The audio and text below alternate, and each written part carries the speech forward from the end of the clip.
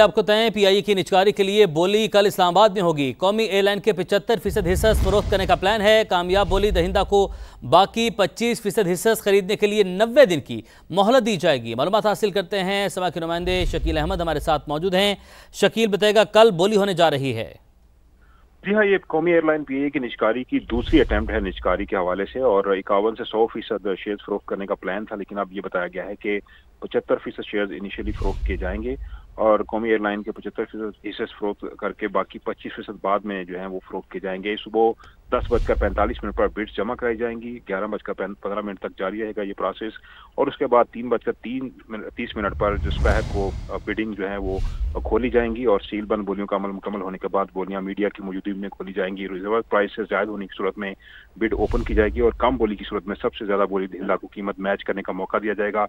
और ये भी बताया गया है कि मुमकिन सरमायाकार को अगले 5 साल में 80 अरब रुपए की सरमायाकारी करना होगी। पीआईए के जो मुलाजमीन है उनको 1 साल का सदाई तौर पर मुलाजमत का तहफ़्फ़ुज़ देने का प्लान है। पेंशन और रिटायरमेंट के बाद मुराद होल्डिंग कंपनी के जिम्मे होंगी और ये प्रोसेस शुरू होगा। 3 बेसिकली हैं बिडर्स जो पार्टिसिपेट करेंगे, जिनमें एयर ब्लू प्राइवेट लिमिटेड है, लकी सीमेंट की क़यादत में कंसोर्शियम है, और इसके अलावा आरफ हबीब कॉर्पोरेशन की क़यादत में तीसरा कंसोर्शियम है। फौजी फर्टिलाइजर कंपनी ने बोली के अमल से दस्तबरदारी इख्तियार कर ली है, लेकिन कल ये प्रोसेस शुरू होगा और उम्मीद ये है कि इस बार ज्यादा बिड मिलेगी और पीआईए की बोली का अमल जो है वो कामयाब होने का इम्कान है।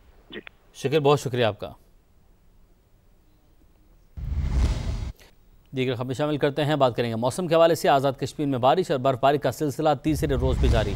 देही इलाकों में कई राब्ता सड़कें बंद हो गई। फ़ोन और बिजली का निज़ाम भी शदीद मुतासिर है। मज़ीद जानते हैं अमीरुद्दीन मुग़ल से। अमीरुद्दीन बताइएगा। जी बिल्कुल, आज़ाद कश्मीर में बारिश और बर्फबारी का सिलसिला वक्फे से आज तीसरे रोज़ भी जारी है। बालाई इलाकों में वादी नीलम और वादी लीपा करना के बुलंद इलाकों में बर्फबारी हो रही है, जबकि मुजफ्फराबाद शहर समेत दीगर जो गिरदनवा के इलाके हैं उनमें बारिश का सिलसिला वक्फे से जारी है। महकमा मौसमियात के मुताबिक आज दिन भर वक्फे से बारिश और बर्फबारी का सिलसिला जारी रहने का इम्कान है। इस बारिश और बर्फबारी की वजह से जहाँ फ़ज़ा में गर्द व गुबार जो छट कर रह गया और मौसम जो है ताई खुशगवार हो गया, नज़ारे जो है वो धुल कर बिल्कुल सामने आ गए, जिसकी वजह से शहरी खुश हैं कि खुशक सर्दी और फ़ज़ाई आलूदगी की वजह से जो बीमारियां फैली थी उनमें कमी वाक़ई होगी। जी आपका शुक्रिया। जन्नत नज़ीर। वादी नीलम में दूसरे रोज़ भी ज़ेरी इलाकों में बारिश, जबकि बालाई नीलम में वक्फे के साथ बर्फबारी का सिलसिला जारी है। ठंडी हवाएं चलने की वजह से सर्दी की लहर में भी इजाफा हो गया। मालूमात हासिल करते हैं समा के नुमाइंदे राजा साजिद से। राजा साजिद बताइएगा कैसा है मौसम यहाँ का। जी बिल्कुल, वादी नीलम में आज दूसरे रोज़ भी बारिशों और बालाई इलाकों में बर्फ़बारी का सिलसिला जारी है। मैं इस वक्त मौजूद हूँ वादी नीलम के ज़ेरी हेडक्वार्टर अठमकाम में। अठमकाम और महलिका ज़ेरी इलाकों में इस वक्त शदीद बारिश हो रही है, जबकि बालाई वादी नीलम के मुतअद्दिद इलाके इस वक्त शदीद बर्फ़बारी की लपेट में। वादी नीलम के बालाई मैदानी इलाके और पहाड़ों ने बर्फ़ की सफ़ेद चादर ओढ़ रखी है। ज़िला भर में ठंडी और यख बस्ता हवाएँ चलने की वजह से सर्दी की लहर भी बढ़ रही है। स्नोफॉल के शौकीन स्याहों की आमदोरफ्त का सिलसिला भी वादी नीलम में जारी है। केरन, अपर नीलम, शारदा और अड़ंकेल तक स्याहों की यकसस मौजूद है। वहाँ से बालाई वादी नीलम को मिलाने वाली मरकजी शाहरा बर्फबारी के बायस और लैंड स्लाइडिंग के बायस कुछ मकामात से बंद है, जिसकी बहाली के लिए इकदाम किए जा रहे हैं, जबकि ज़िली इंतज़ामिया की जानब से स्याहों को बालाई वादी नीलम के सियाती मकामात का सफ़र करने से इजतनाब बरतने की हदायत भी जारी कर रखी है। उधर वादी नीलम की मरकजी शाहरा पर मुजफ्फराबाद से अठमकाम, शारदा और केल तक ट्रैफिक मुकम्मल बहाल है, जबकि महकमा मौसमियात की जानब से पेशगोई की गई है कि आइंदा हफ्ते वादी नीलम के मैदानी इलाकों में बारिश, जबकि बालाई वादी नीलम के बुलंदो बाला पहाड़ों और इलाकों में बर्फबारी का इम्कान भी मौजूद है। जी सवात के बालाई इलाकों में बर्फबारी का सिलसिला वक्फे से जारी है। वादी मालम जबा में बर्फबारी, पहाड़ों ने सफ़ेद चादर ओढ़ ली। मजीद जानते हैं सैयद शहाबुद्दीन से। शहाब बताइएगा। जी बिल्कुल, स्वात के बाला इलाकों में बर्फबारी का सिलसिला आज दूसरे रोज भी वक्फे से जारी है। इस वक्त मैं मालम जब्बा में मौजूद हूँ। हर सू सफ़ेदी छा गई है, इंतहाई हसीन नज़ारे हैं, मौसम भी ठंडा ठार है और ऐसे में बड़ी तादाद में सयाह भी यहाँ पे पहुँच रहे हैं। एक सयाह खातून हमारे साथ मौजूद है, उनसे बात करते हैं। बताइएगा आप कहाँ से आई हैं और किस तरह एंजॉय हो रहा है यहाँ पे। मैं ऑस्ट्रेलिया से आई हूँ हॉलीडेज़ के लिए और ये काफ़ी अच्छा एक्सपीरियंस रहा है मालम जबा में, क्योंकि फ़र्स्ट टाइम मैं यहाँ पे आई हूँ और स्नोफॉल को देख के खुशी से सब बच्चे भी बड़े खुश हैं, हम भी खुश हैं और फर्स्ट एक्सपीरियंस है हमारा पाकिस्तान में स्नोफॉल देखने का। मंजर काफ़ी सुहाना है। ये स्की रिजॉर्ट है, चेयर लिफ्ट भी है। तकरीबन 4 से 5 इंच तक बर्फबारी हो चुकी है। मजीद बर्फबारी का इम्कान है, तो जो सयाह यहाँ पे आना चाहते हैं वो ज़रूर आएँ और मानव जब्बा के ये नज़ारे ज़रूर देखें और इंजॉय करें। आपका शुक्रिया। इस्लामाबाद हाई कोर्ट ने साबिक CEO PIA मुशर्रफ रसूल के लेन देन के तनाज़े का महफूज फैसला सुना दिया। दोनों शहरियों के खिलाफ थाना तरनोल में दर्ज मुकदमा खारिज करने का हुक्म। केस के तफ्तीशी अफसर और बगैर वारंट के बच्चियों और उनकी वालदा को लाहौर से गिरफ्तार करने वाली इस्लामाबाद पुलिस टीम के हर रुकन को 1-1 लाख रुपये जुर्माना आयद कर दिया। आज इस्लामाबाद को मुतल्लिका पुलिस एहलकारों के खिलाफ महकमाना कार्रवाई का भी हुक्म दिया गया है। मालूमात हासिल करते हैं, शहजाद अली हमारे साथ मौजूद हैं। शहजाद, बताइएगा। जी, इस्लामाबाद हाई कोर्ट में इंतहाई अहम मामला था जिसकी समाअत आज इस्लामाबाद हाई कोर्ट के जज जस्टिस मोहसिन अख्तर कियानी ने की।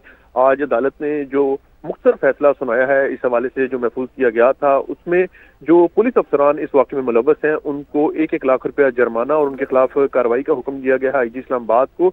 इसके साथ साथ जो मुकदमात दर्ज किए गए थे दोनों मुल्ज़मान पर, उन पर जो है वो अदालत ने ये हुक्म दिया है कि दोनों जो केसेस हैं उनको खारिज किया जाए।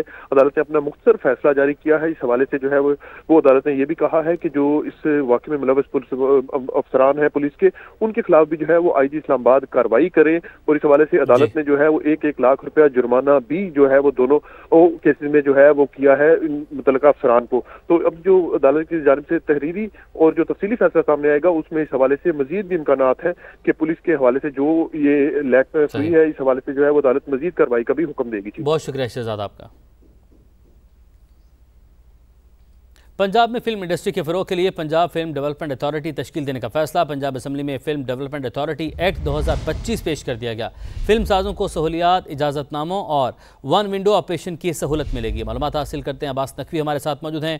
अब्बास, बताइएगा।